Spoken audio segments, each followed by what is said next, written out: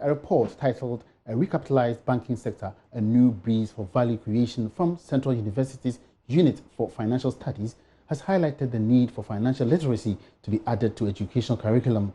The report says this will help increase knowledge and awareness of the financial system and help with effective management of individual financial resources. The 2019 edition of the Banking Sector League report chronicles a multiplicity of factors, including efficiency of banks to develop the financial sector. Now, authors of this latest report also examined the impact of corporate governance on profitability of banks. But what more can we learn? Joining me to help analyze the report is Joy Business researcher and analyst Philip Naufuru. Philip, you're welcome. Thank you very much, Emmanuel. Give us a snapshot first of that report. Okay, so kudos to the Unit for the Financial Studies of the Central University College. A very detailed report, over 100 pages, close to 133 pages. And they've delved into the banking sector. They've looked at a multiplicity of issues, like you said, from banking efficiency to size of banks with regards to assets, with regards to how much loans banks in Ghana are giving out. So they've even given a ranking of which banks in Ghana are giving out the most loans. They've also given out a ranking of how efficient banks are using deposits to create loans. Okay. So the report is very detailed. But I focus on two key parts: financial literacy and the impact of corporate governance on profitability of the firms. And like we have on our screen there, you look at financial literacy, and you ask yourself, you know, for the past 2 years, we've been discussing a lot of issues in the financial sector.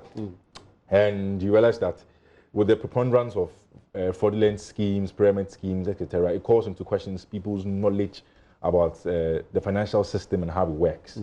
Just to sum it all up, the authors of the report are saying that, first and foremost, they gathered evidence from a survey that was done somewhere, and it says 68% of adult Ghanaians do not possess the needed financial literacy and skills to optimally maximize benefits from their finances. Simply, people don't really understand how to use their money to generate money, how to even manage their finances, how much should we spend on the kids' education, how much should we channel here.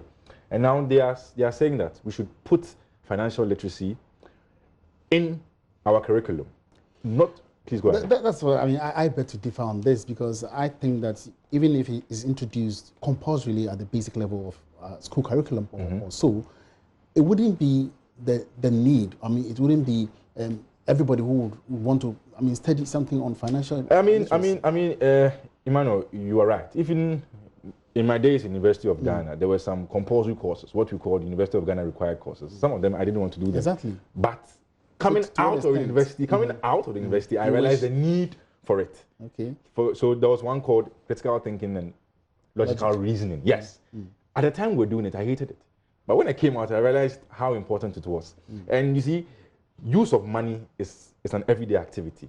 So apart from putting it into the curriculum at the basic level, they are even saying that, you know, at the tertiary level, we only have the business school teaching business courses. So you realize that business students will be well versed, but even them are not very well versed in all the issues. When it comes to financial issues. Exactly. So apart from that also, on the informal side, so that's the formal side. They're saying on the informal side, the NGOs, for example, can use some of these their outreach programs to educate.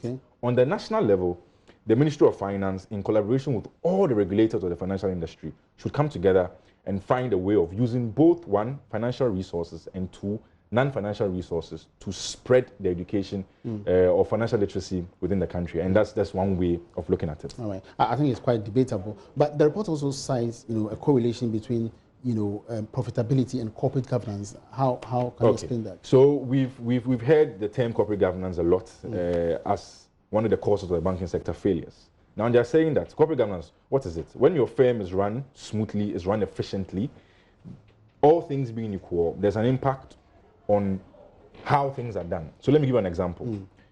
Poor corporate governance will lead to loans given to family, friends, cronies, etc. If you have the right structures, you have the right credit risk management processes, you can see where your funds are going, you can track these funds, and all things being equal, you make your money from the loans you give out. And your bank won't be subject to the human caprices of one person. It has to go through a system. And banking, as we have seen for the past 2 years, is not a small boy's business.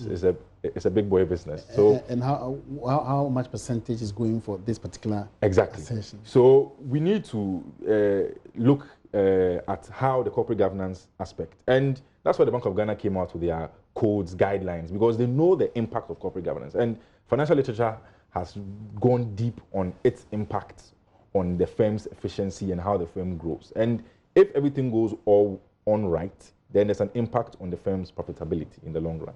All right. Anything else about it? Well, in subsequent bulletins, we would furnish our listeners and our viewers with their rankings of how the banks did and which banks are being efficient. So we should look out for that also. Right there. Thank you so much. And that was Philip Namfuri bringing us up to speed with details of a survey that has come out regarding effective management of financial resources and the fact that we need to introduce this into our educational curriculum.